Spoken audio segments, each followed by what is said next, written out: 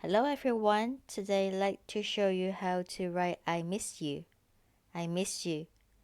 So for those who've been watching my videos, you know how to write I love you, 我爱你, or you and me, 你我.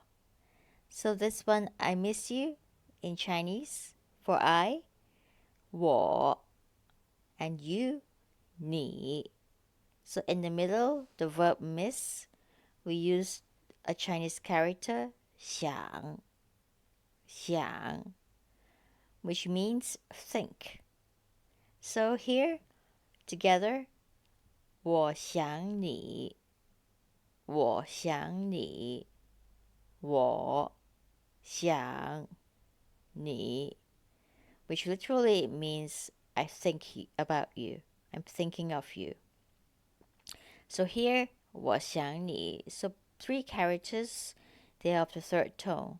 And again, in the middle, the verb 想, we pronounce it as the second tone because of the 你 after it. 我想你，我想你.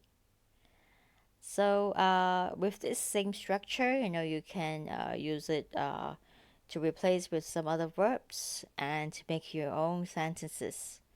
So it's pretty easy, isn't it?